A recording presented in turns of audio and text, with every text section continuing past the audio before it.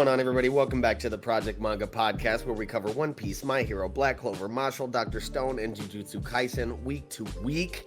Back this week covering issue number 32 of Weekly Shonen Jump. I'm your host, Eagle. Noxie. And Nickums. And as always, before we get started, we'd like to say just go ahead and take a look in that description box down below where you can find links to any and all of our individual social media accounts such as Twitter, online communities such as Discord, places to listen to the podcast wherever you would prefer to, as well as ways to support the podcast by, looking at our online shop or our Patreon. Also, like the goddamn video, subscribe to the channel. We come out with fire content week to week. And with all those words being said, what a fire fucking weekend jump. Short weekend jump. Yeah. Yes. No One Piece, obviously still no Jujutsu Kaisen. We're still waiting on Gege to come back with the greatness. Right. But the other four held it the fuck down, though. Held it the Oh fuck my down, bro. God. Hell yeah. On four of them, on dead of them. But On bro. on bro. On God. But yeah, let's just jump right into Dr. Stone here. We got chapter 204 of Dr. Stone. The universe is written in the language of mathematics. Flames.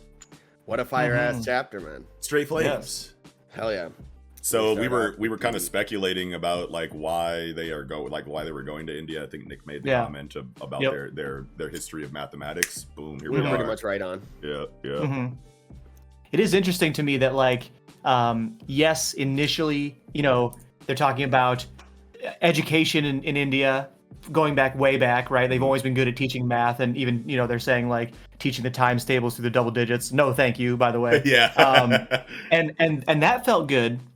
I did find it weird that immediately after that, the next point was also, Nanami Corporation has a university in India. And it's did we really need to tie it to Ryusui Corp? Was that necessary? Right. I understand, I guess they just didn't want to make a new building, a new organization. You don't want to offend anyone, right? By using a real school, right? So if you don't use a real school, then you got to make one up, and making one up is difficult, right? But it's okay, so it's Ryusui Corp. It's okay. And then going a little deeper, even. Yeah.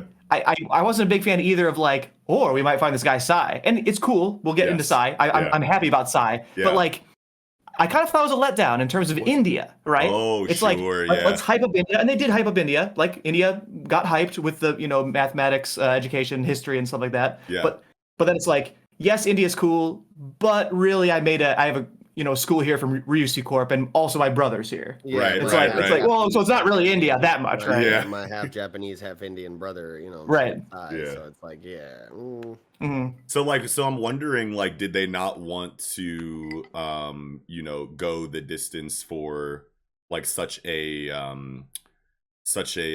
big culture? You know what I mean? Sure. A culture that really cares about how it's represented in media. Mm-hmm. You know what I mean? Mm-hmm. So maybe this was just anxiety on behalf of the creative team to say, hey, we could go pedal to the metal on this India stuff, but just in case, why don't we Japanese it up a little bit more? Yep. You know what I mean? Just to make sure, your point, we don't offend anyone. Because I remember in Smite, in the Smite video game, they had Kali, you know what I mean, the Hindu god of destruction or whatever. They had her in the game, and her render was a little bit too scantily clad. You know what I mean? And they really tried to sue the high res, the video game company, and say, no, get her out the game. You know what I mean? They're dead serious about that shit. You know what I mean? I've been under fire a couple times with copyright stuff. They had on the Ravana skin that looked like Scorpion, Mortal Kombat came after him. They had to get rid of the skin. Oh, sure. Yeah, for sure. Let's not spend too much time on the Smite. Oh, absolutely. Any fans of Smite out there in the audience? You know what it drop is. Your fucking Smite tag in the goddamn comment section. Let's play some games together. Come on, man. That shit, that's my game right there. Yes. Let's get it. So, but in terms of Sai being half Indian, this might be the first Indian character I know of. You know what I mean? Even half Indian. You know what I mean? So even that is good representation to start. Kind of bridging that gap between Japanese and Indian culture, and kind of let's mingle a little bit, right? Let's celebrate each other, kind of thing. So I think this is could be a positive direction. I wish they did a little more, but I totally see why they did what they did. Yeah. Right. Definitely. I love how first thing they do is make curry. I feel like this is gonna be like a thing. This is gonna be a thing like with every location that we go to. It's like, okay, we'll gather up the local herbs, gather up the local, you know what I'm saying? Whatever. Yeah. We got the cumin, we got the cardamom, you know what I'm saying? I can smell it through the page. Yes. Yeah, dude, this made me crave curry even more. I've been craving curry lately, especially because like, I don't know, the other day I had an appointment cleaning this like Eastern Indian couple's apartment, and they made me some food. They made me some. Like, Oh. sweet, Oh, I was about to say, you rice probably with smelt raisins. it right away. It smells fire in here. I Some can't wait sweet to clean rice this with place. raisins in it, and like some spicy peppered rice and shit. Like, oh, that shit was fire. Damn, nice. I crave Yes. curry now, man. I want Hell curry so bad. Yeah. Hell yeah. But I like the pacing in this chapter. You know, we didn't spend too much time bullshitting. We got right to India. You know, what I'm saying? By page 6, 7, Mhm. Right. 8 really is where it's like, you know, here's where we're in India officially. But, Right. Like Chrome eating this curry. This shit is hot as fuck, bro. Yeah. Oh man, I want it so bad. Yeah. Japanese. Well, I mean, actually, never mind. Chrome is Stone World kid, so he has no idea. He has no spice tolerance, probably. No. Yep. Yeah, I was gonna say Japanese food can be pretty spicy, but it's not fucking with Indian food. I'm sorry. No. Yeah. me and Nick were just at this Indian joint not too long ago. Like last 3 weeks, weekend, 2 weeks ago. and like I'm sitting there ordering. Yeah, we were like out like frisbee golfing. Call and me shit. next time. I think we did. I could have Quit sworn. fucking around. Dude, I've been looking for a good Indian spot to go to. Oh, I got you. I got you. But no, we were there like next weekend or something. We'll set it up. But yeah, I'm down for that. I'm down for that. But yeah, we were there and we were ordering, and then I was like choosing my spice level, or the guy asked me like, "What spice level you want?" And I was like 3. You know, because I like spicy shit. You know what I mean? No, it went up to 5. You know what I mean? But I chose 3. Yeah, 5 is fucking probably devastating. 5 is like no. I went to 3. You know what I mean? Because I thought I know, you know, what I could handle. Bro looked up from his pad. He was like, "You like it spicy?" And I was like, "I don't think so." Yeah, I was like, my bad, bro. Let me get 2. And he was like, "Yeah, that's what I thought, son." And I was like, "Oh my god, these motherfuckers are not playing." 2 was fine. 2 was fine. I had to went 3 on them. I had to take a break from the 2 because it was really hot, and I had to like chill on it for a little bit, and then I came back to it. Like it lingered like crazy. You were eating it more. Yeah, and then 15 minutes later, I was like, okay, I think I'm safe, and I just smashed the rest real quick. And then I don't even think I smashed the rest. I think I took the rest home too. I don't even think I finished it, but I had this one time. I had this like spicy pineapple curry that was so fucking good. Oh, that sounds like, the spiciness paired with like the sweetness and tanginess of the pineapple was like so fucking delicious, man. It was like sweet and heat is like one of my favorite combinations in food. Yeah, and especially when fruit is incorporated into like hot and spicy dishes, like that's my shit. Mango habanero sauce, like the best wing sauce ever. Yeah, don't at me. We could fight about it if you want. I just had some mango hot wings at fucking Buffalo Wild Wings yesterday. Yeah, theirs is really hot. Yeah. But anyway, Project Spice. Yeah. Project Curry. Project Food. Yeah, let's go. Anyway. Comment down below if you want the food analysis video. Or if you just want to talk about food, join our Discord. We have like an entire food channel where we just like share recipes and like food porn pics. Anyway, back to manga. A very interesting kind of monologue by Kohaku about siblings. Yes. Very, very interesting aside, you know what I mean? Like she's thinking about her sister. Chrome's jumping in, you know, saying, "Oh yeah, I know how she's thinking too." It's like, well, you probably are thinking for a different reason, right? Why you're connected to Ruri or whatever. And I didn't even see it coming that this Sai person would be a brother, right? Like queuing up, like, okay, talking about sisters and then like siblings and like, okay, obviously leading into the later in the chapter brother stuff. Oh, cool. Yeah, and it is slightly foreshadowed even with how Ryusui kind of reacts to her monologue and says like, when they're, you know, when you know the person, like the location where they're buried just comes to you, you know, when you have that kind of connection and shit. Like it is, it's juxtaposed with that pretty nicely. And, you know, you could have drawn the conclusion like, oh, is this Ryusui's brother or something? But it's like just slight. Man, I feel like it's all retrospective, dude. Like I read through, and maybe it's just me, but I read through this chapter and I like turned to the last page and I was like, okay, like, yes, they mentioned Nanami Corp. Yes, they mentioned this dude is half Japanese. Yes, we're talking about siblings, but still, like it took me to the page turn to be like, oh my god. And then looking back through the chapter, and even there's even like a moment that kind of connects the dots in like you know, a little like mini flashback shit, like on the last double spread, siblings understand each other. You sure are familiar with this guy. So, but it's still on the same page. You know what I mean? So like, I feel like it's all retrospective. Like I did not see that coming like at all. I feel like it was all hindsight. Yeah. But the foreshadowing was great in the chapter itself. You know what I mean? Like I like being able to go through a chapter and think I have an idea of what's going on, get a crazy reveal at the end, and then go back to the chapter and see the setup for it. Like that's tight too. For sure. Yeah. And we get some good comedy panels in this chapter of like Senku and Chelsea, you know, doing their science thing, getting in their topography bag and shit, running around. We get this funny ass panel of Chelsea like grown up, like Chelsea and Dr. Senku, and then they're running around in circles, fucking having a good old time. And shit. This is cool, and like this is one of like the coolest dynamics in or not personally between Chelsea and Senku, but like one of like the ways that the storytelling kind of goes is Senku will sit the scientists in general. You know? Well, yeah, but like usually Senku will like sit at the top and be like, all right, boom, boom, boom, boom, and like start saying numbers, start saying math, start saying like whatever, and everyone is kind of just like swirly eyed, like, buh, you know. But then as soon as he links up with a person in their area of expertise and flexes his knowledge along with their confidence and their, you know, knowledge, then you get like these really cool situations where like not everyone has to be dumbfounded by Senku all the time. You know what I mean? And like that's really cool when they team up like that. I think Dr. Stone has always done a really good job of showing that like childlike side of passion where even someone as serious and as learned and like as astute as a scientist, right? You know, even a NASA engineer, rocketeer, you know, scientist would like still has that giddy side of that passion where like anything that you're that passionate about, you like you get hype as fuck when you make a new discovery or when you're like teaching people about these dope ass concepts and shit. You're like, fucking dope.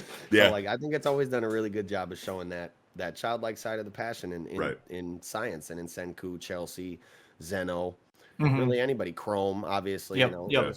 Yeah, absolutely. Very well said. 100%. That's where all the development is, really. You know what I mean? Like whatever you want to say about a character's backstory and like what their motivations are and like whatever kind of information you get from them, like at the end of the day, like when they're getting in their bag and the specialty that they excel in, that's I feel like when you kind of learn the most about them. You know what I mean? So I love how that's done in Dr. Stone. I love this panel of the Shiva panel. Yeah, the Shiva panel was fire. It took me a while to like really understand exactly that it was multiple people. Yeah, I was like, okay, wait a minute. How did bro like is this just straight metaphor imagery right now? Or like is he really petrified like this? Like Ashura. Makusen! Yeah, dude, fire. Hell yeah. Yeah, it looks very good. The art, obviously, fantastic. Yeah, for sure. His design is so fucking sick. Like, bro, the way his forearms are all blacked out and shit. Like, I don't know why. You know, his cracks were like that, I suppose. But oh man, dude, I just got in. Like when I turned the page onto this panel again. So there's a mini subplot. Well, it's pretty major, but like there's a separate comic book situation inside of the story of Watchmen. And basically like the story of Watchmen tells the story that we all understand about like, you know, retired superheroes coming out of retirement to track down a killer. But like the other comic book inside of the comic book is called Curse of the Black Freighter. And this character design is literally like reminded me hardcore of the main character of that. And it's like pretty much the same thing. I just Googled it. It's like a very similar like swashbuckler shirt, you know what I mean? Like he looks like a pirate, you know what I mean? Yeah. And it's like I like turned the page and I was like, holy fucking, I just got like Watchmen flashbacks. But I Googled that shit. If you look that up, Curse of the Black Freighter, look at the MC, like pretty similar. It's cool. This dude definitely would stand out. Like if you think back to the modern day, like India, you know, like if he's just going to school, like he would definitely stand out, like wearing this kind of. Yeah, this looks like cosplay. Right. So here's a question for y'all. Yeah. Go to page 13, bottom left panel of 13. Yeah. When he's breaking out, Sai is breaking out of the stone, you know, after they're pouring the revival fluid on him. He's already got clothes on. Is this a plot hole? No one has clothes on. No one's ever had clothes on coming out of the stone. Oh, I thought you were going to say Suika is drawn as a child again. Well, I mean, I guess she's just short, I guess. Yeah.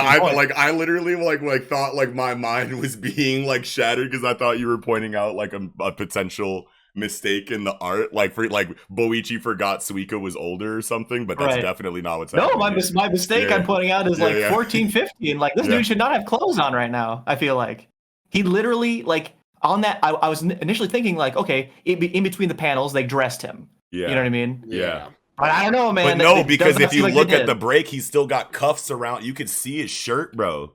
Yeah. Like you could see his shirt's cuffs, bro. Yes. But also, none of these statues have clothes on though. In the Shiva panel, so they've had to have clothed them. Yeah, sure. No, I mean like he has clothes when it's when crumbling it's off of literally him. in the process of breaking. So at the very least, it's Suika probably put clothes on Senku and stuff before she unpetrified everybody. Right, but they I don't just think found you can put buddy. on. Yeah, I don't think you can put on these clothes. Maybe you can. Oh, wait a minute! No. That makes no. That makes perfect sense because this is clearly Stone World clothes. Yeah. I mean, yes, but why is he? I mean, sure. So we're just saying in between these panels, somewhere in page 13, they just put clothes on the statue. Yeah. Because then Peep, right? Remember when we were talking about in Ranger Reject, an negative space implies time passing in the gutters of the panels, right?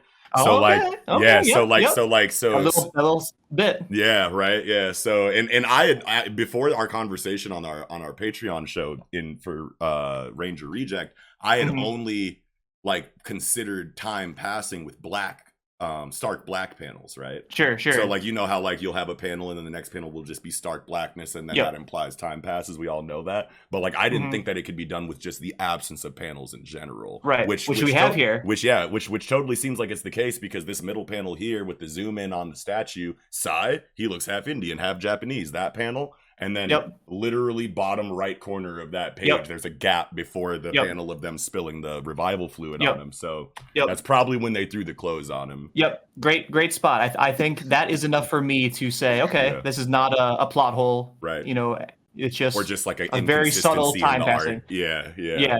At the very least, I feel like it would be, absolutely. But yeah, if it wasn't for that Ranger Reject combo last week, I probably would have been like, oh yeah, that's kind of weird. Hell yeah. But this is wild. Okay, so we have a genius mathematician, right, with mathematics processing above Senku. This is a role that I didn't think we would see, and obviously I don't know all of the areas of science, so I mean like it's gonna surprise me pretty much all the time inside of Dr. Stone. But we're pretty far in the shit now, like we're in 200 chapters in, you know what I mean? And I want to say I have a pretty good idea of like, you know, the story, the characters involved, and like whatever, you know, what the crew needs or whatever. But it's cool that, you know, the creative team is still saying like we need to keep adding more people to this this situation for our end game goal, you know what I mean? Like when was the last one? Francois?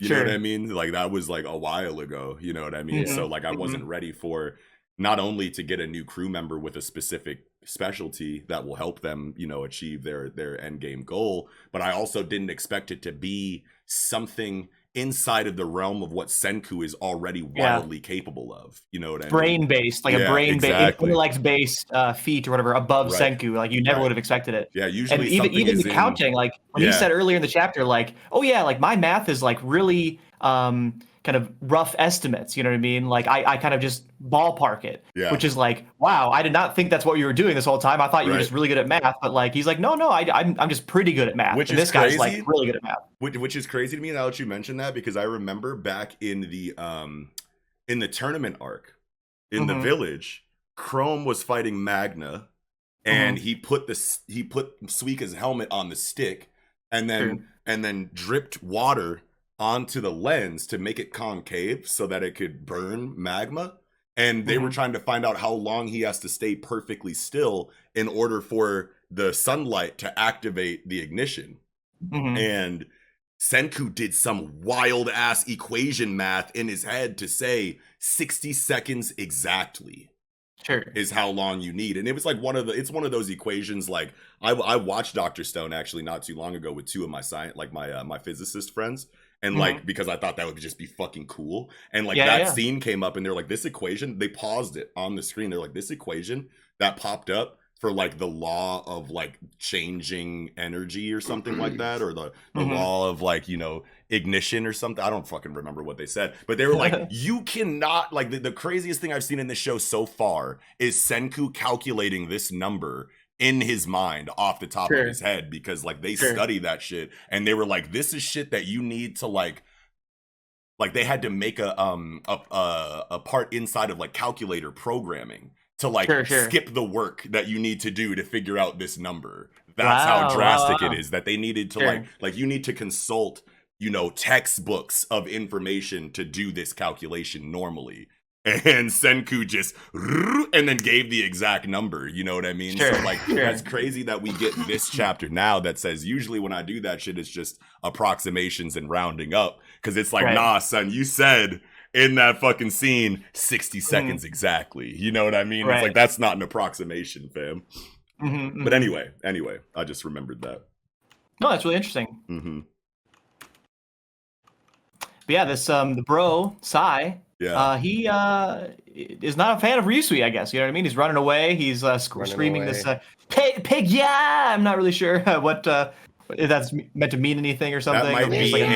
That might be an Indian like that'd be like an Indian exclaim, or you know what I mean? Like if you like I remember when I was reading Kengan Ashura.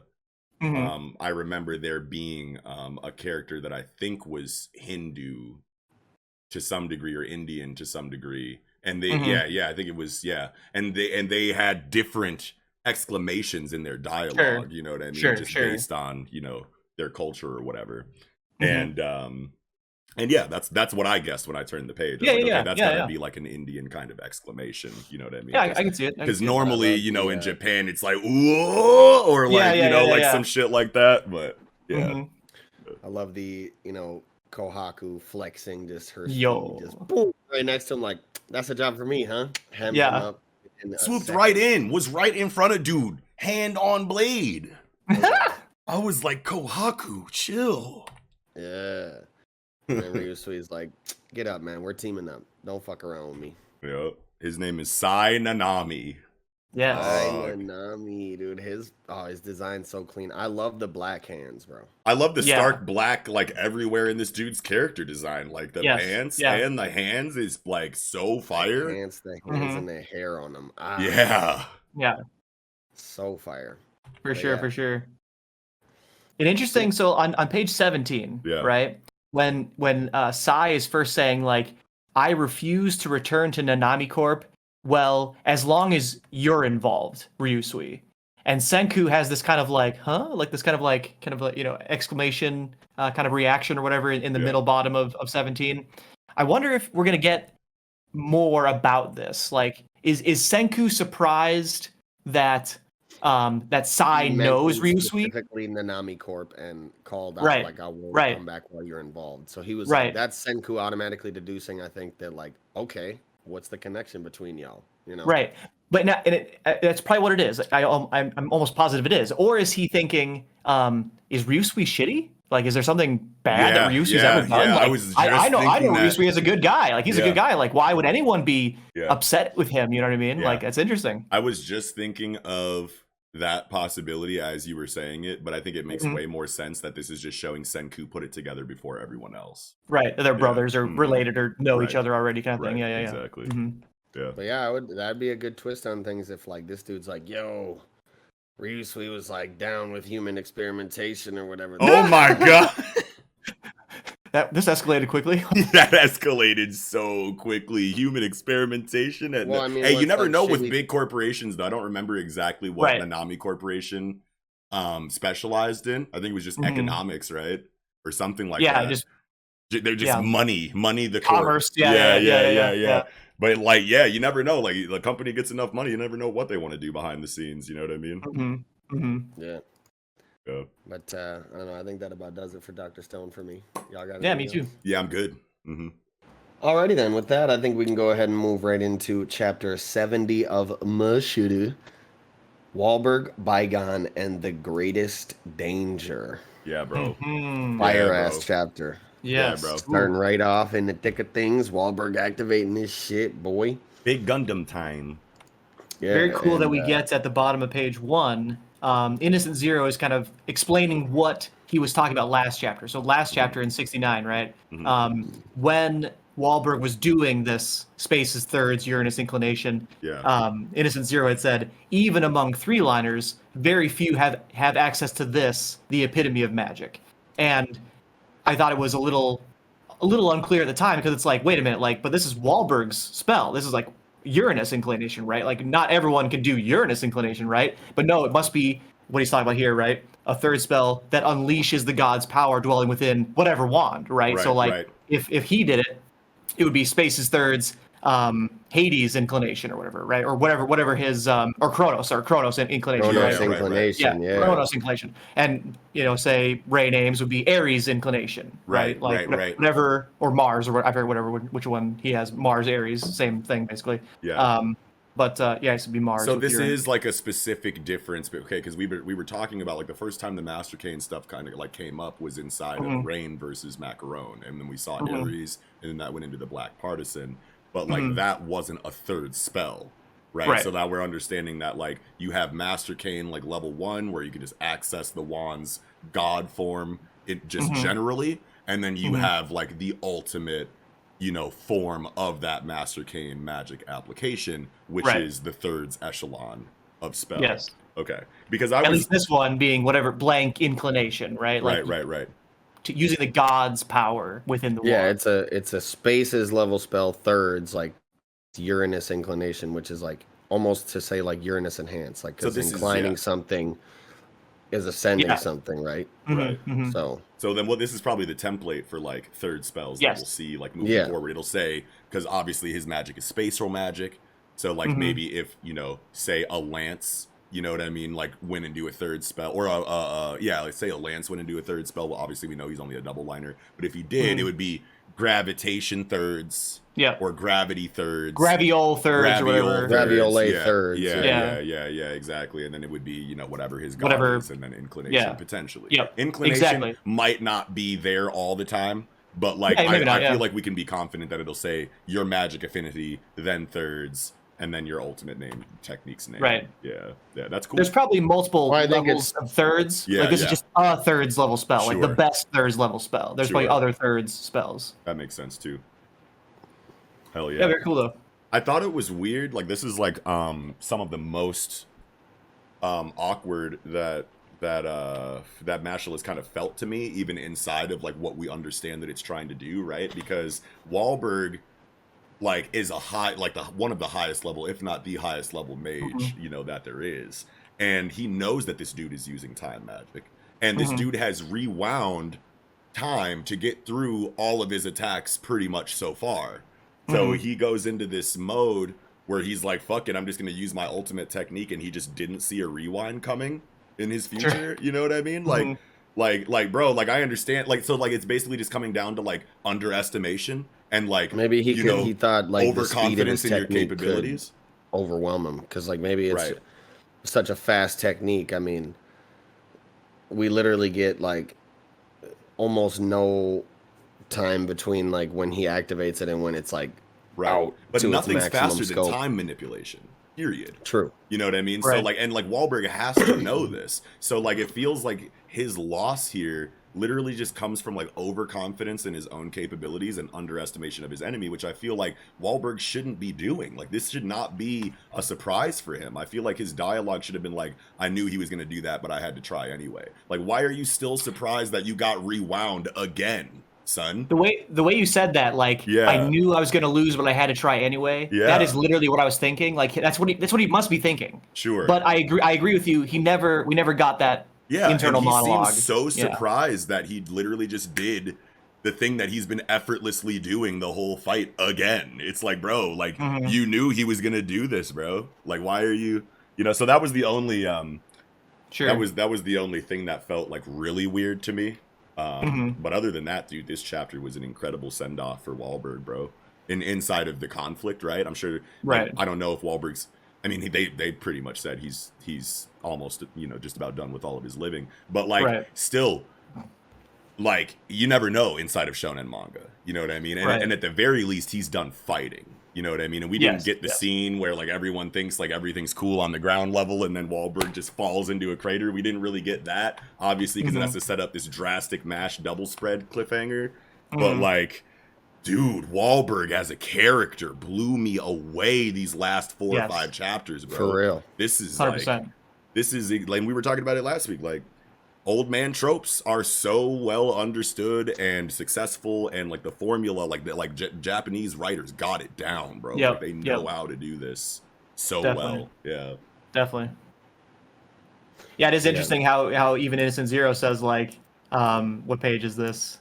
Shoot, I just had it. It's when he basically is saying, you know, you can't beat me when I have time. Oh yeah, page 4. Sorry, yeah. You must be aware that no manner of attack can affect one who can control time, which is totally true, right? Like, that's 100% true. Everyone basically should know that. Or if you imagine what time magic could do. Yeah. But still badass, right? Yeah, like, absolutely. You ain't gonna touch me. I can just rewind time. Sorry, brother. Now I'm behind you. Now I'm in front of you. Now I'm to the right of you. I'm 30 seconds ago. I'm a minute in the future. Fuck it. You're already dead. Who knows?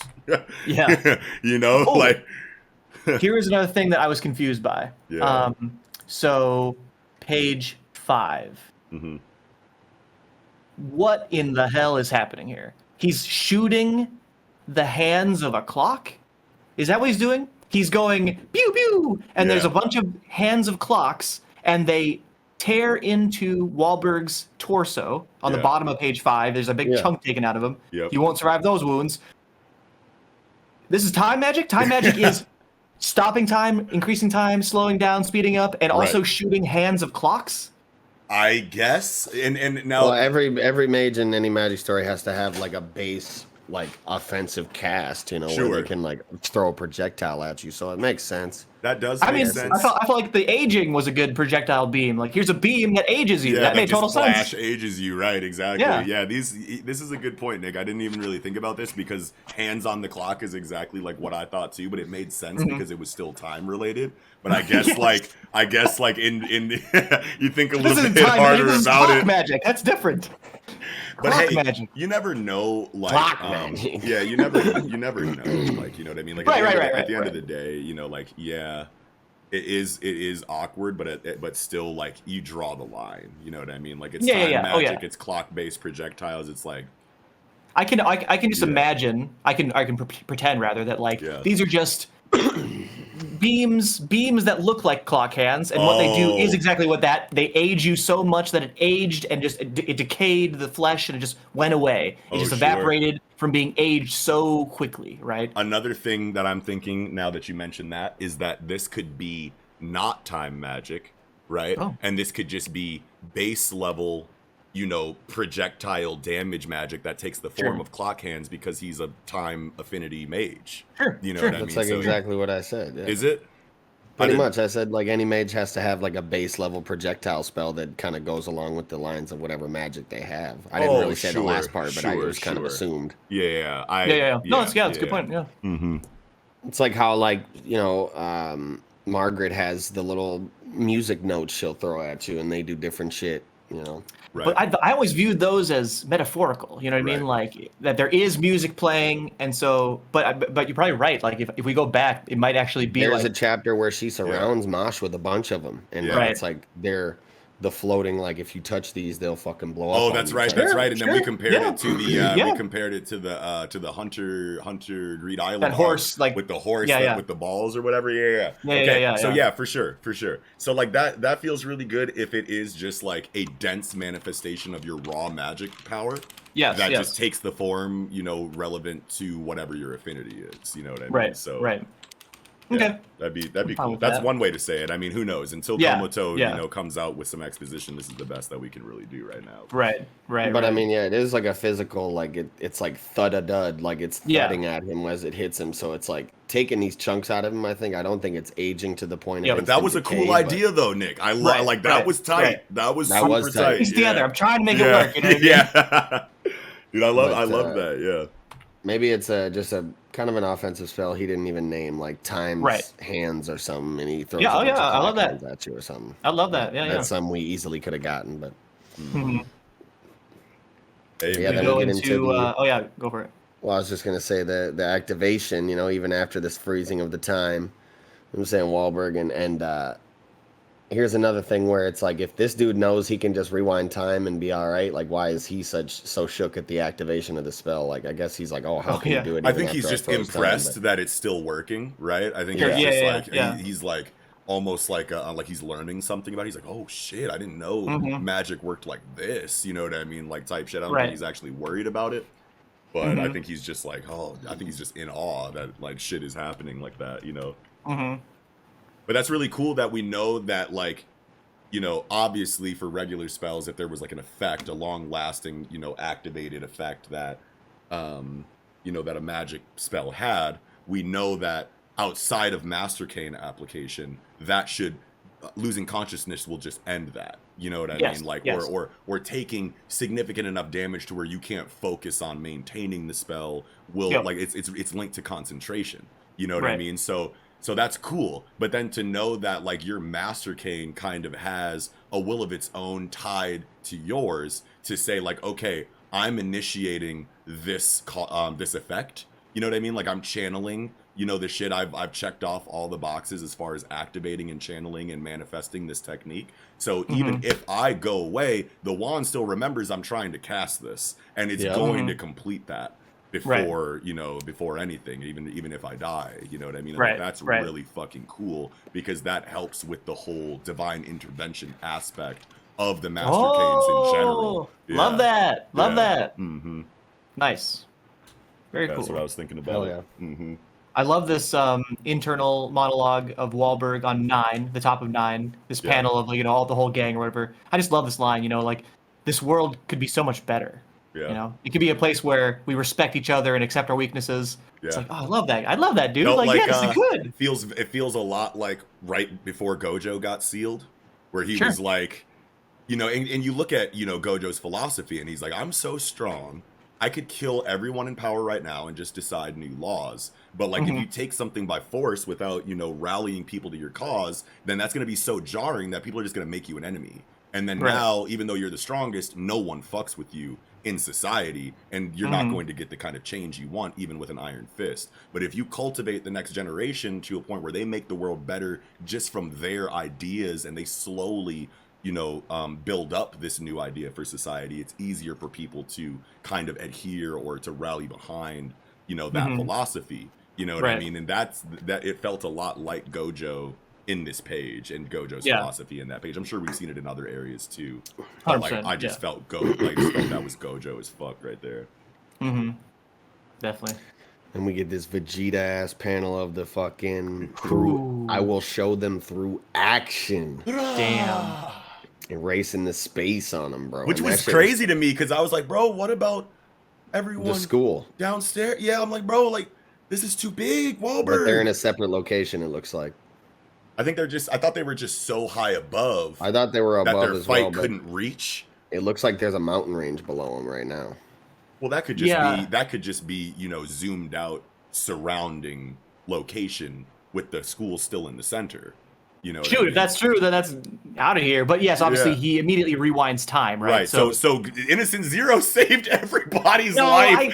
If Innocent Zero was like, fuck it, guess I'll die, and didn't fucking rewind, everyone. I don't think they were right above the school, because why I don't think so either. Even do it? Right, exactly. That's what it would have to be. But I didn't see them go up and then say, let's take this somewhere else. You know what I mean? They literally just went straight up and started fighting. So, but his magic has been teleporting space this whole time, right? Factual. Like from point A to point B. Yeah, you're right. But how did Mash get here if it isn't nearby? Hey, leg strength. He never skips leg day. You know what I'm saying? So he's able to leap tall buildings with a single bound. He heard some magic going off in the distance in that mountain range over there, and just leaped over there with a flying knee. Fuck it. Imagine his hang time. That's so much momentum going into this knee, bro. Y'all raise a good point. I really don't know where we are, right, or where the stadium is, or where Mash has been, or is, or has. How did he get here? Yeah, that's a great question. I was like, damn, did he really just evaporate the whole school just to take out Innocent Zero? Like, that's all the people you said was supposed to change the world in that panel, bro. You got everyone downstairs. Like, that panel on page 9, it's like all of them are there, bro. You just deleted the whole space. That's funny. If it was Jujutsu Kaisen, I could see this. You know what I So mean? I Like, wonder, yeah, did we fuck get it. a brief, quick activation of Innocent Zero's times thirds?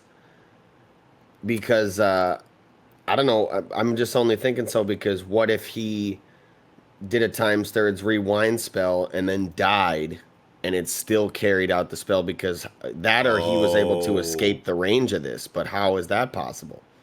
right. That's It's a a good crazy question. question.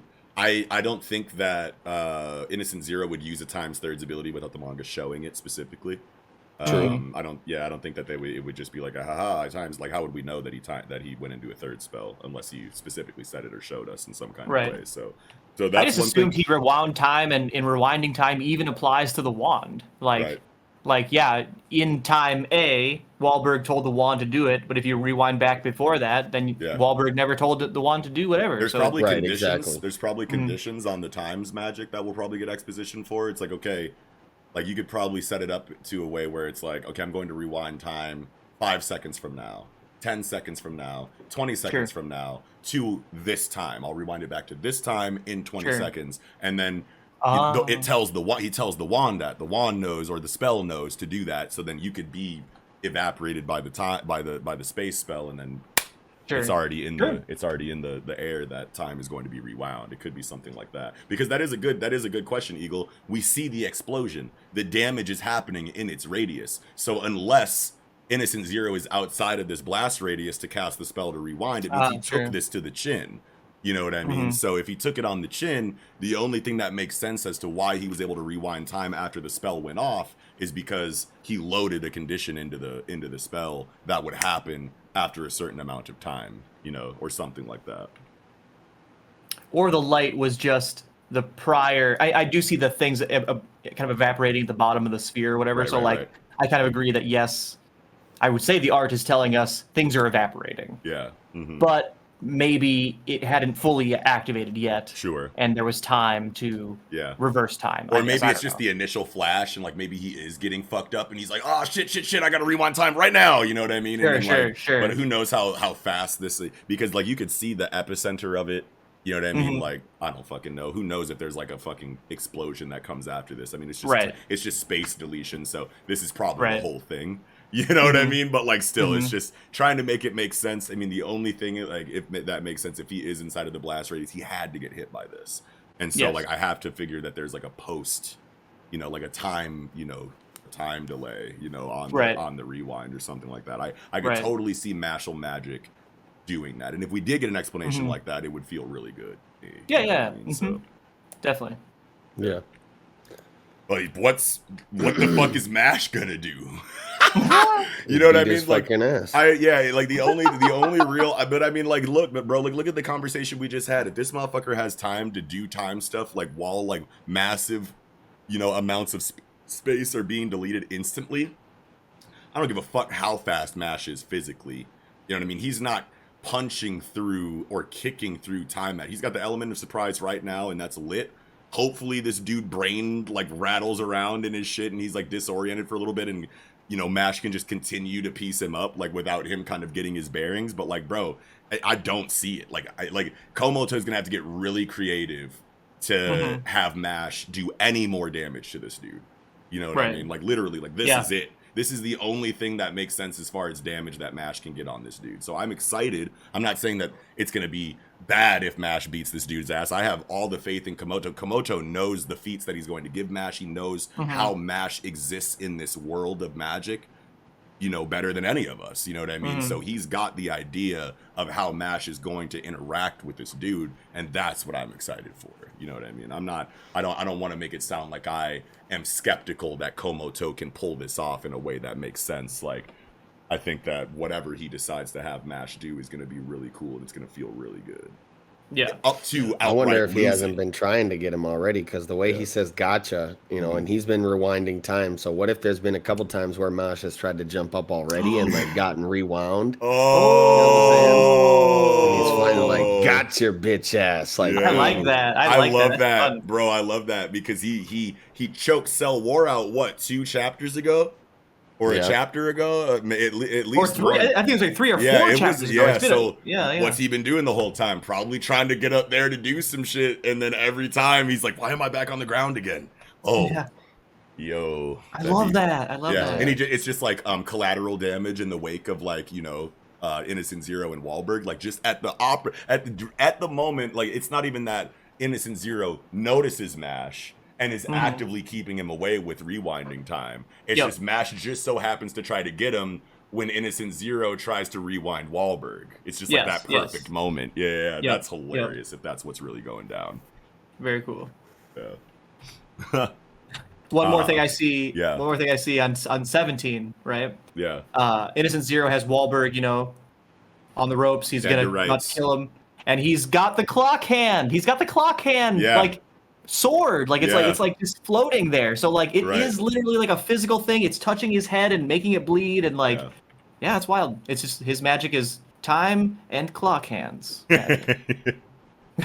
I can't wait. So like I feel like massive exposition dumps could be on the horizon for magic inside of Mashle, because like if you look at a situation like this where the headmaster is defeated by an enemy, anyone who survives this is probably going to go and do a deliberation or a conference about exactly what the fuck happened and why. Like a and what debriefing. like a debriefing of like not only just what they're going to do about the threat, but like potentially that would be a good place to inject some like raw exposition from higher tiers that try to break down what happened in this fight, and by trying to figure out what happened in this fight, educate us on a little bit more on how magic works. You know what I mean? I feel like that would be a super organic way to do that. You know what I mean? Absolutely.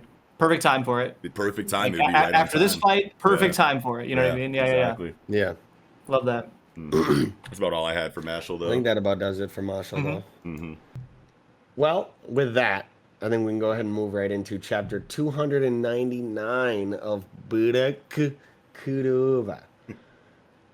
The Sound of the End. This shit was wild. Yes. For real. We got some Gaja shit this chapter. I'm so happy to get Gaja shit. I've been wanting Gaja shit for so long, and it's like this is like the last thing he's probably gonna do this arc, and it's like I wish we would have got more Gaja before. That's the last thing he's probably gonna do ever. That's what I was gonna say. Like, it might be ever, dude. Well, I mean, dude, it's He's Black crispy. Clover. Yeah, but it's Black Clover, bro. Well, we did get implicit dialogue of that he was like converting all his life force into That's right. Yeah. magic energy for that. I think Tabata commits to this. I think this is a real death inside of Black Clover, which is fucking crazy to me. Yes. That is like so wild, and he went out like such a boss, bro. Like if this is like the pose that he has, like if this is just him dead already, and he's just like, well, that'd be kind of weird because he looks like he's kind of in motion still. But like, like if he dies on his feet. Instant goat. Yeah. Period. 100%. Period. I mean, from the very beginning, right? Like Noelle's being like berated and like talked down to by Megacula, and he like just shoots a lightning bolt straight in the air, like Bachino, like to break the silence and like shift the pace over to like him or whatever. Like, so cold, so cold, so sick. I love this, and it's like this is the most despair that I feel like I've felt like in Black Clover, at least in a really long time. And I think what might help with that is the fact that there is uncertainty of Gaja's survival at the end of the chapter. You know what I mean?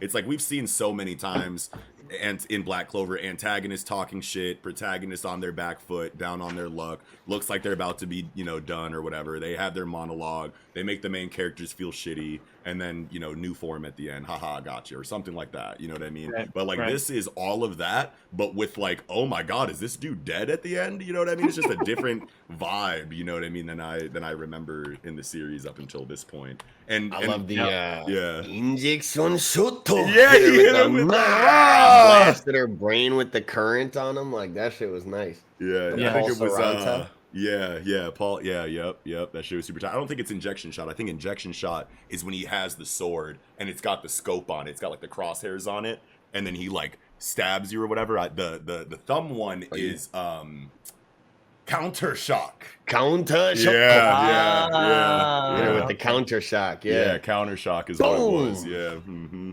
The defibrillator on her ass right to the brain. That shit was wild. And then so he gets the CC. That's crazy that that he even had it in him to like stun Lolo Pachica like that. Yeah, You know what I mean? yeah. Like, Yeah.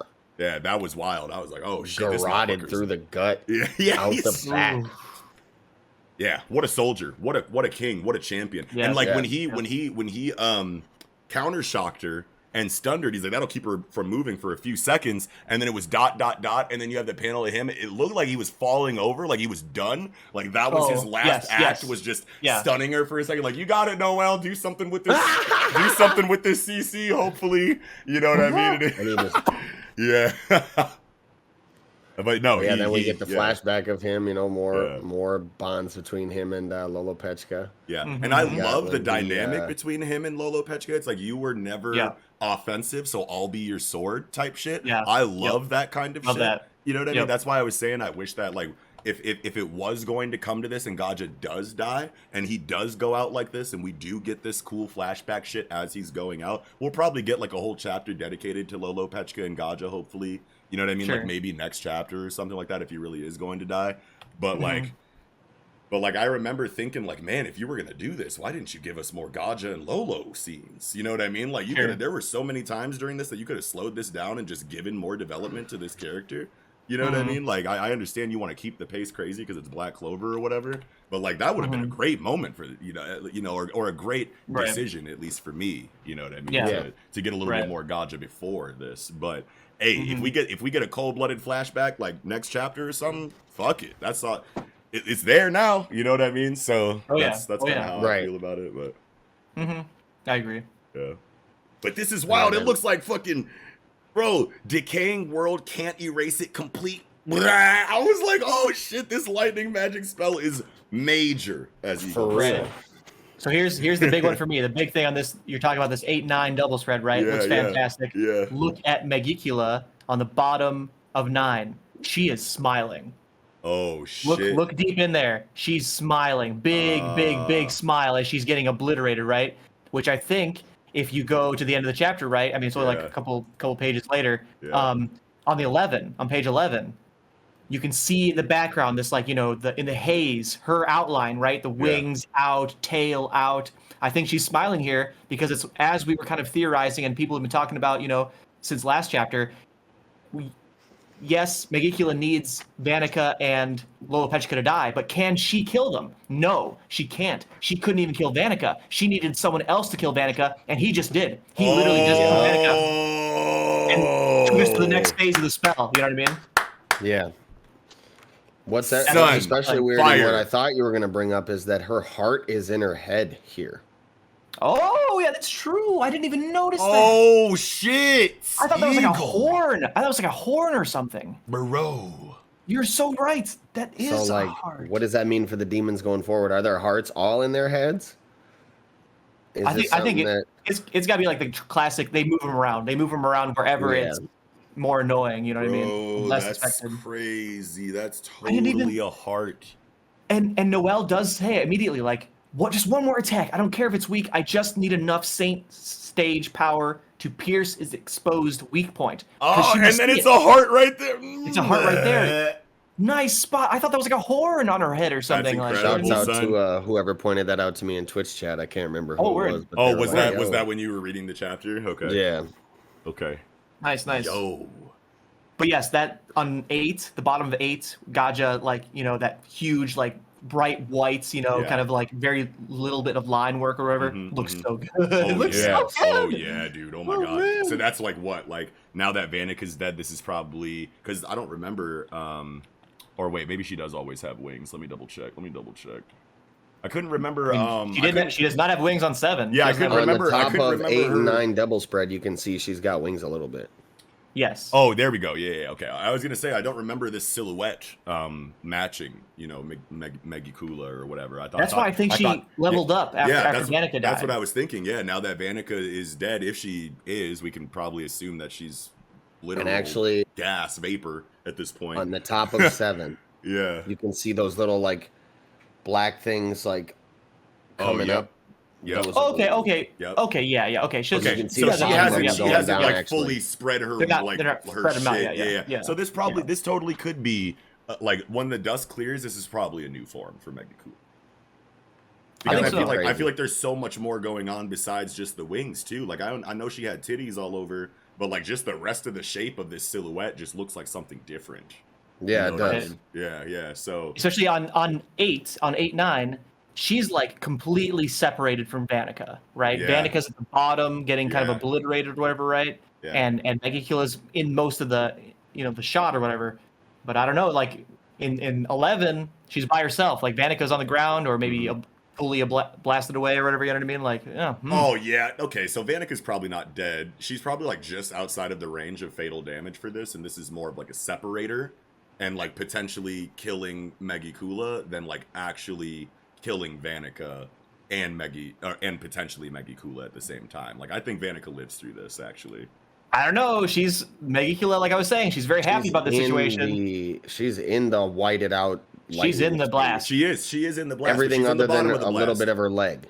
She's in the bottom I of the agree. It's blast. not the most concentrated aspect. Right. And the only reason why I'm saying this is just like that seems like way too like quick and nonchalant of a death for any character in Black Clover. Sure. Let alone, like one of a major, antagonist. Even though she was just a puppet for a devil, like we still had Vanica for like 50 chapters. You know what I mean? Sure.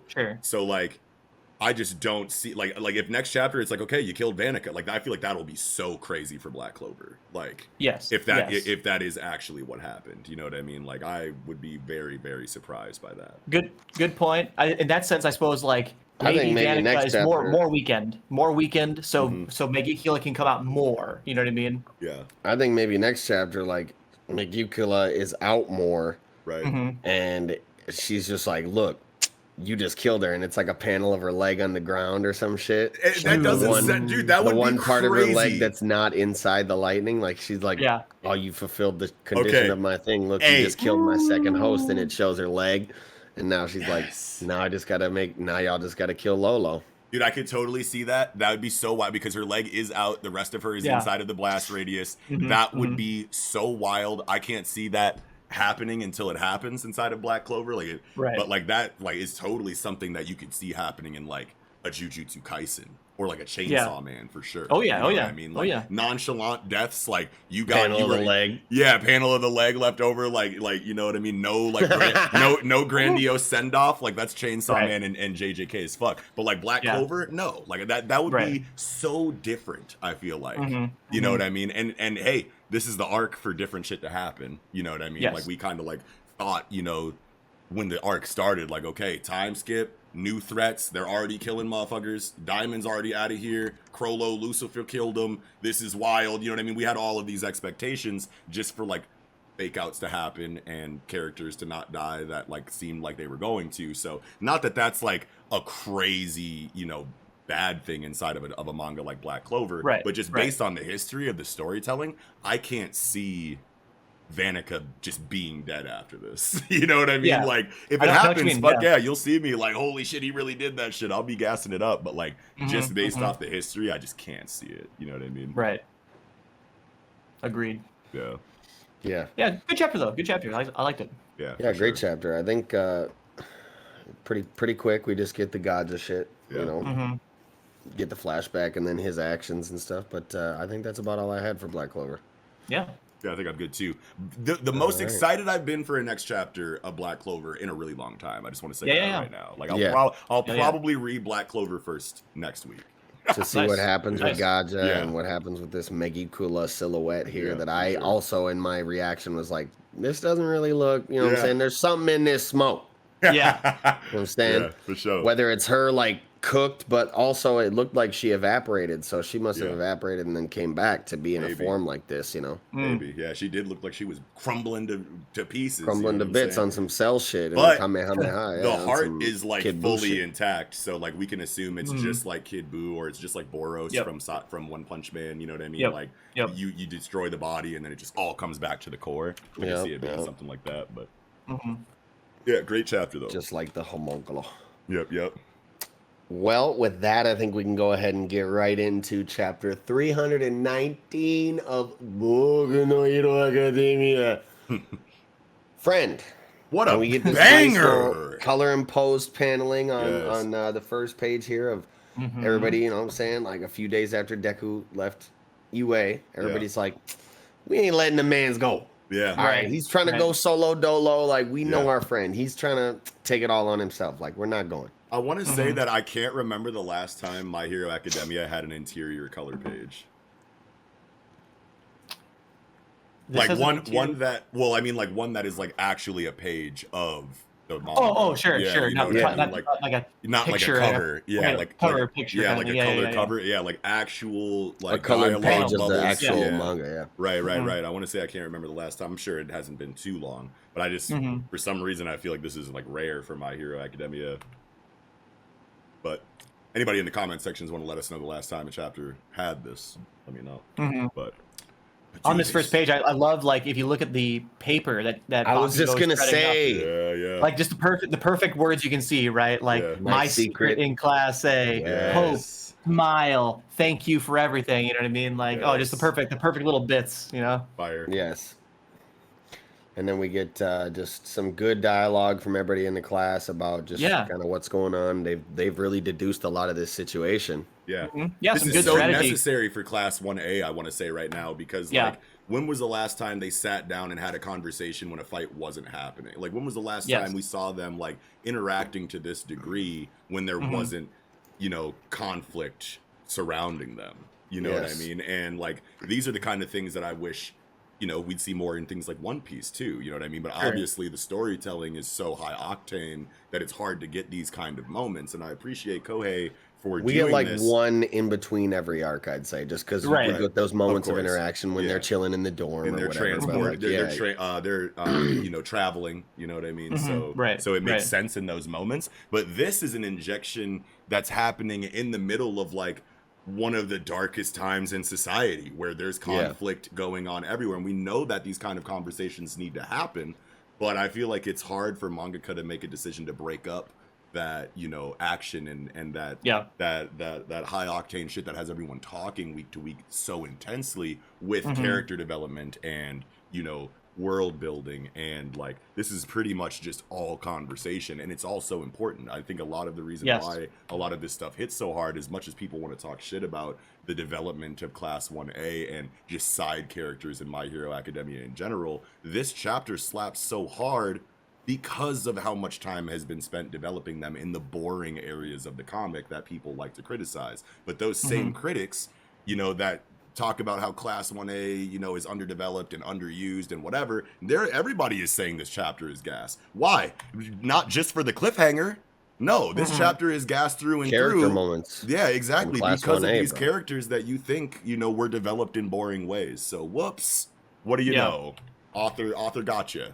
You don't know. You had that sleeping, growing attachment to him. You know what I'm saying? Right, exactly. You ain't even know about it. And all of a sudden, you're like, okay. Yeah.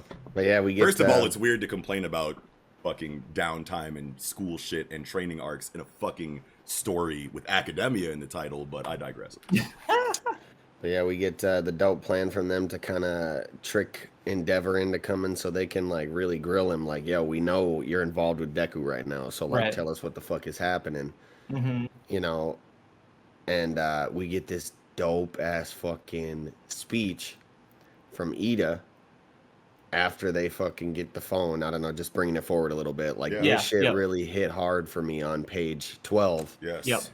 Ida's dialogue here where he's like, we of Class A intend to find him, follow him, and work alongside him. Right. No matter how great a burden One for All may be, Midoriya is our friend, and we can't very well be expected to go smiling into the future, knowing that our friend is walking this thorny path alone. Flames! Oh my god, Kohei with the pen. Slapped. See, and this like, makes so much sense for Ida, you know what I mean? Like, Ida is probably, like, as far my as, like, class rep, bro.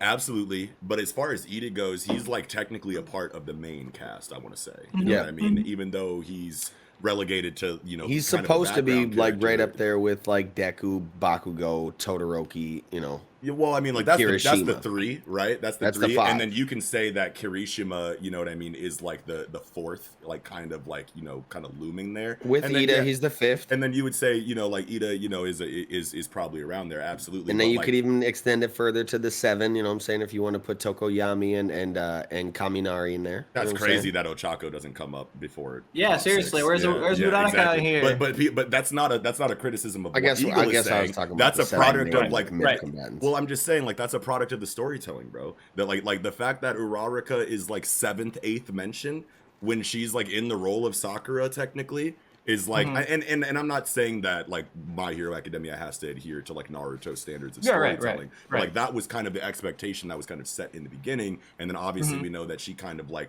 took a back seat for this real big three to come in inside of, you know, Deku, you know, Todoroki and Bakugo, which is, you know, whatever, you know what I mean? But like that's just wild to me that Ochako just off the top of the head comes up so far down the list. But Not even that. Like I guess really I was thinking about the like male main combatants in the situation. Like Ochako, obviously, she's not to be slept on. She's got the gravity shit, which is OD, and now she's got the gunhead martial arts too. But like, yeah, but at the end of the day, her writing is minimal. You know what I mean? Like, and because of that, it's hard to include her in like top character conversations inside of Class 1A because we know, like, just objectively that these characters have more screen time than her. You know what I mean? Maybe not. I don't think Ochako has more screen time than. Or I mean that Ida, you know, and Kirishima have more screen time than Ochako, but like her storytelling just kind of seems to be in the back. Like when you think of like really hype, crazy things that have happened in the story, I think you have Kirishima moments, you have Ida moments inside of like Stain and whatnot, and it's like the Ochako moments. You had those recent moments with like Ochako and Toga where I'm she not gets, saying she doesn't have moments. I'm not saying she doesn't have great moments. Yeah. I'm just saying, like, when you're thinking of the overall presence of Class 1A, Ochako's presence inside of that main cast echelon of characters is really like she's like it's kind of forgettable. You know what I mean? Like a lot of I don't want to say forgettable, but I mean like I could feel I don't personally. know Forgettable is not the right word, but like she's just not as apparent. You know, as she's not primary. I feel The primary is Deku, Deku, Bakugo, Todoroki. You know I think as far as combatants go, I think as far as storytelling and character development goes, like I don't know, I think Ochako's up there. You know, maybe she's up there. She's getting up there. Yeah. But I would say like in terms of like the Toya subplot or Bakugo as a rival, Bakugo as a confidant for Deku, like those are much bigger narrative points to me anyway than Ochako's kind of, you know, does she like Deku, does she not like Deku, does she want to, you know, pursue that, or does she want to be a hero? I think it's like maybe 4, you know what I mean, like but I don't know. I'm not trying to say that Ochako is legitimately a background character. I'm just saying that her plot relevance has kind of seemed I'm not saying that this is objective truth in the series. I'm just saying it seems, just now that we're having the conversation and you're thinking about all of these moments in history of the series, Ochako's relevance seems kind of secondhand to most of the other relevant characters in Class 1A. You know what I mean? I think her biggest moments are like the development she's gotten in the way she kind of looks at the world and villains and stuff through her interactions with Toga recently, and then also her like big resolve scene, obviously, where she's like putting her feelings and attachment for Deku behind her, so that she can move forward as a hero and shit, and not stay hung up on that situation. Yeah, all that shit is gas. All that shit is I think she's, and I'm sure her real moments are on the horizon, bro. Like look at her in this chapter, kind of being a logical anchor. You know what I mean? Like to, you know, in the situation where everyone is throwing their ideas out of like what they should do about the situation, you get a dedicated panel with no background of her just throwing the idea out that everyone eventually, you know, rallies behind. You know what I mean? Like that's major. That's major for her. I was just saying in the conversation, like the fact that, and I know that you were talking about specifically male characters now. I know that. Well, just like combatants, really. I didn't. She's a combatant, bro. She's got like martial arts training. Like that's a whole plot point. Like but she's even the only one that we know is throwing hands like that. Great combatant yet. You know what I'm saying? Sure. Yeah. But anyway, the reason why I was she's definitely getting there though. Yeah, absolutely. And the reason why I was focusing on Ida right now is because Ida, I feel like it's a lot of flack inside of the community.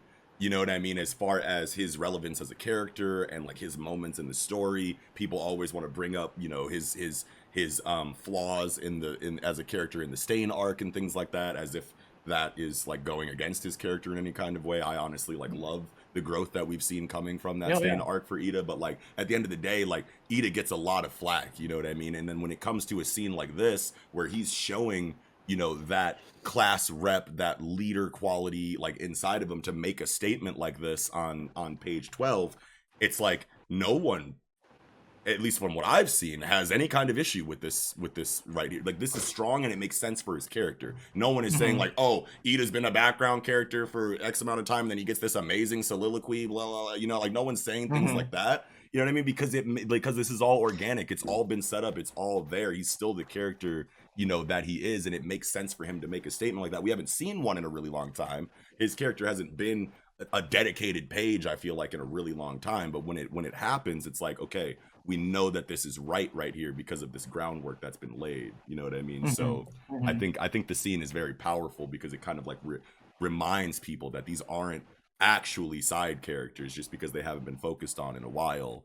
You know what I mean? Like these characters still have a lot to say in moments that make sense for the overall narrative. And when they're injected into a scene like this after not being in the story in this way for so long, it doesn't feel jarring because you know so much about these characters at this point. Like this is the organic, like natural process of events. You know what I mean? But for sure.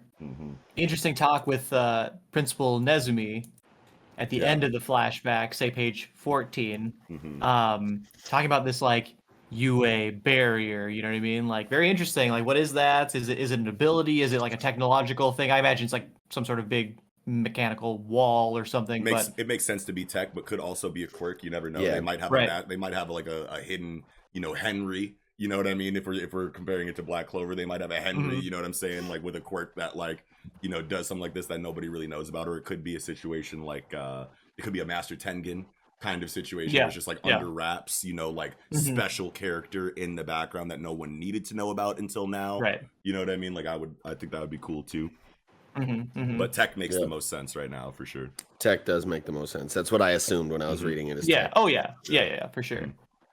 I know there's a lot more in this flashback. I think, like for example, like when they first encounter Endeavor. This is like say 7, 8, 9, those pages. Shoto is really in his face. You know what I mean? Like, why haven't you been talking to me? I thought we were gonna stop Toya, and he's like, oh, Endeavor saying like, yeah, your willingness alone means the world to me. And Shoto, I love his, you know, saying in response like, well, it doesn't matter to me unless we do action. You know what I mean? Let's get out there and beat his ass. You know what I mean? Like, so I just love this great interaction. This and interaction. I think it's keep going. I was gonna say that like it's interesting that they're kind of splitting off Shoto here to me, right? Like, like they're really making him focus on the Toya plotline, and then go to the very last page of this chapter.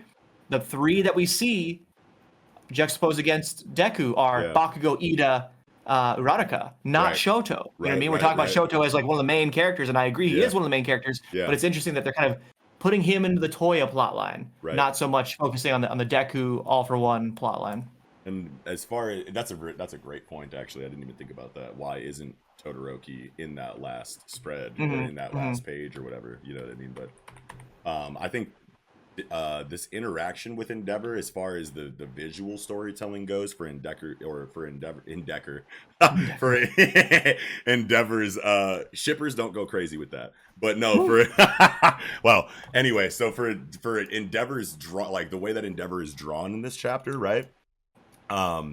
He, and I'm sure this is because Shoto is in his face more than anything, but one thing that I thought of when I was reading it is like he looks so exhausted, he looks so and maybe a lot of it is exhaustion too, but like I want to say, at least when I was first reading it, that what it felt like to me is like these are all the people that know what Endeavor is about. He can't like act like Endeavor in front of these people the way that he would in front of a camera, in front of like these are the people that know, like, you know, beneath that surface level of who Endeavor is. So he's just, oh yeah, you got a good point. Yep, you got a good point too. Yep, we're all having a conversation. He's just casual. Any other Endeavor, even after his development, like when he's in front of people, when he's in front of cameras, when he's being Endeavor, he has like a persona to him. He has a demeanor to him that he keeps up as the #1 hero. But then in this situation with all these kids around, doesn't matter. This is class 1A kids. These are the UA kids. You know what I mean? Like, and they've been there throughout all of the crazy shit throughout this entire series. You don't need to put on airs, you know, for them. It's kind of how I kind of looked at this. But at the end of the day, it's probably just a mixture of exhaustion and the fact that Shoto is grilling him. You know what I mean? It's like it's your son. What are you gonna do? Be Endeavor in front of your son? He fucking hates you as a superhero. So you gotta be dad Engie. You know what I mean? Like in this kind of situation. So on page 11, the bottom right panel, he looks so defeated. He looks like he's almost given up. You know what I mean? Like, you know, okay, you kids take from here. I failed. I view myself as a failure. I just feel so shitty. I feel so tired, and I'm just gonna. You kids take from here. I'm the number one hero, and you guys have like all the ideas. Like, just go fucking save the world, bro. I'm just gonna fucking like kick it here with Nezu, and like, you know what I mean? And it's so crazy, like how, like my expectations for when All Might stepped down and Endeavor went up. My expectations at that point in the story were going to be like, okay, they're really going to lean into this Endeavor number one hero situation, and we're going to see, you know, like what number one hero looks like for Endeavor. But I was thinking that it was still going to be very similar society reaction and just very similar day-to-day operations as All Might, whatever that would look like. But like this is drastically different number one hero in literally every area of analysis versus All Might. You know what I mean? Like, this is some other shit, you know what I mean? And for it really drives, I feel like, the point home that like the world changed when All Might stepped down, regardless of how strong the number one hero was or how strong, you know, his supporting, you know, allies were. Like they really want you to know that All Might was the perfect hero. You know what I mean? Like, and I feel like more so than just dialogue saying it, that events since Endeavor took that number one spot to now really drive that point home more than words ever could, you know, like just like raw dialogue saying like it's not the same as when All Might was number one. Like, no, like we really see that shit, you know what I mean? Let's see, there's another scene in the flashback that I think is very important for the chapter. Page 10, and of course, like this Bakugo conversation, Bakugo saying his piece about Deku and All Might, right? Culminating in page 10, like, listen, Endeavor, you cannot leave those two being Deku and All Might, you cannot leave those two alone with each other, not them, you know, because neither of them think about themselves at all. And if they're together, All Might is never going to tell Deku, no, don't be a hero. He picked him for this reason, you know what I mean? He knows Deku has the same motivations and he can't do anything but be a hero. He's not going to tell him no. He doesn't have the heart to tell him no, you know what I mean? He would never say that. After he already told him yes, when he thought that he would never hear that. Like that, like All Might probably thinks of that Kimi wa hiro ni na. Like he probably thinks about that scene like all the time. Like I could never. That's such a good point. I could never tell Deku to stop what he right. Yeah, that's amazing. This point from Bakugo is great. Is a great point. It's like totally spot on. It's exactly what Deku's going through right now. And like of course, like the rival, of course, like the main guy, Kachan, you know what I mean? Of course, he would be the one to say this. But a very powerful point, you know what I mean? Because like you never hear anyone talk bad about All Might. Right. And this is kind of talking bad about them a little bit, right? Like they are working themselves dry to the bone, to too far, and that's when you're going to make a mistake. That's when you're going to get beat. You know what I mean? Is you haven't slept for 10 days and you've only eaten energy bars for like 5, and now you're fighting these low-level mobs and they're beating you maybe potentially, right? They got to step in. You know what I mean? Like great. That's a good point. He is kind of getting overrun by, you know, regular ass civilians at this point. Like he's gassed out. You know what I mean? Like this is the intervention that needs to happen right now. You know what I mean? So yeah, this chapter was fucking everything. Fantastic. Like this is probably one of the best setup chapters like ever.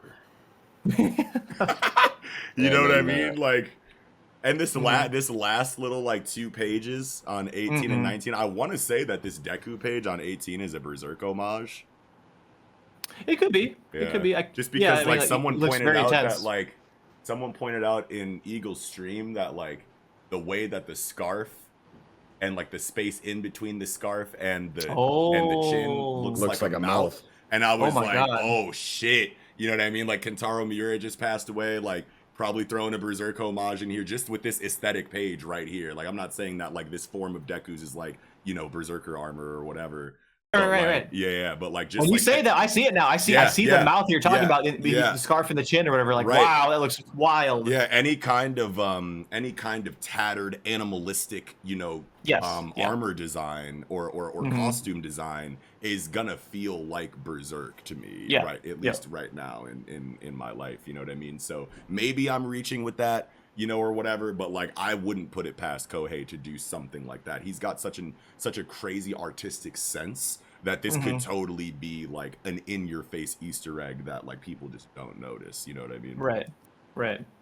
At the very least, like the whole like Deku's personality in this scene, right? Like, get out of my way, right? His friends are here, and he's about to fight them. That's pretty Berserker-ish. You know what I mean? Like, absolutely. not listening to reason very much. Yeah. I like 17 personally.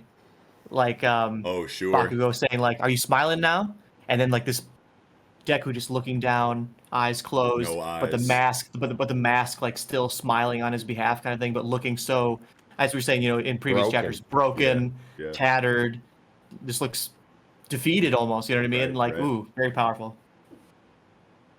Super powerful. Oh my god! And I love how Bakugo is like so in character, but you can feel like just in the art and just understanding of where we're at in the story that this isn't angry, volatile Bakugo dialogue. Like he's making it sound like it is, but like there's so much more TLC in his vibe, you know what I mean, than ever before. And but he can still be Bakugo about it. And like that is like some of the coolest like on-screen noticeable progression in my opinion. You know what I mean? 100%. But yeah, I think I don't know. I think 1A wins out here, man. Right. It's okay. So like inside of like the fight that's going to go down next chapter that we can all like kind of see coming. I mean, who knows what's actually going to happen? But like it's being set up that they're going to like try to physically stop I don't know if him. they beat his ass, but they win him over, I think. Yeah, and I think what it comes down to is Deku winning out physically, but as he's beating everyone systematically with his better capabilities down the line, that is getting to him. Thinking like he'll probably, I'm thinking of like Mirio versus like Class 1A, like Phantom Menace one shot everybody and they're all like down. Like that would be fucking ridiculous. That would be really crazy to see. But I'm thinking like of a chapter where everyone rushes him, and although he's on his back foot, he's exhausted, he's whatever, he still kind of handles them, but then like has a memory, you know what I mean, like with them or something like that as he's disabling them, and then he finally gets to Bakugo, his greatest challenge, you know what I mean? And like during that fight, like all of that, all of those chickens kind of come home to roost, you know what I mean? And he's like, man, these are my people, you know what I mean? Like, I shouldn't be fighting them, you know what I mean? Like, I don't think any side has to win out. I think that the culmination of this is just Deku wakes up, you know what I mean? And sure, he you want to know what? Let me take that back, because if he knocks you out, then it's a fight and it's going, the way that I'm saying it might not. But like at the end of the day, like sure, Deku can show that he's superior to all of these people, but like I don't think it's gonna be a wash and then he walks away and continues doing what he's doing. You know what I mean? I think he's too tired actually. I think he's gonna get beat physically. Oh sure. Like if he was at his A game, slept well, had a good meal, he'd be washing the whole group easy. Yeah. But I think because he's so tired, he almost got beat by these random people. That's true too. He was just okay, the mob's here. Okay, I guess I'll think of something. Kind of gave up in a way. But he almost gave up. That's a different situation, right? So like when you're all alone and like you've been running from conflict to conflict, and now you're gassed out. Fuck it, the civilians are gonna beat my ass. But then your whole team shows up. That's a second wind. That's adrenaline. That's like newfound energy. You know what I mean? So. It could be, but I feel like exhaustion will play a factor, you know what I mean, at some point, regardless in this next chapter's conflict. But like, I could totally see it being like, I was about to get folded by some randos, but like, now that I'm fighting my friends, like, oh no, I got newfound energy now, you know what I mean? So I could see it being something like that, because he stands up and flexes the full cowling. You see the fucking lightning, you know what I mean, or whatever around him. Like, he's reinvigorated, rejuvenated to a certain degree. Yeah. Yeah. Even if it's just adrenaline or endorphins, you know what I mean? He's on his feet now. Yeah. But yeah, man, wild. Yeah, definitely. I think I don't know. Do you guys got anything else for Hero? I think I'm good. Yeah, me too, I think so. Yeah. Well, I think that'll about do it. So, thank you all so much for watching. If you did, be sure to slap a like on the video and subscribe to the channel. We come out with fire content week to week, so don't miss it. Be sure to visit that comment section down below. Let us know what you thought of this Week in Jump, or let us know about anything you thought we might have missed, or whatever. Let us know your opinion on the chapters. And of course, as we said at first, be sure to take a look at that description box down below where you can find links to any and all of our individual social media accounts such as Twitter, online communities such as Discord, places to listen to the podcast wherever you prefer, as well as links to support the podcast by checking out our online shop or our Patreon. And with all that said, that will be another stupendous episode of the Project Manga Podcast wrapping up. I'm your host, Eagle. Knox. And Nickums. Sarabada.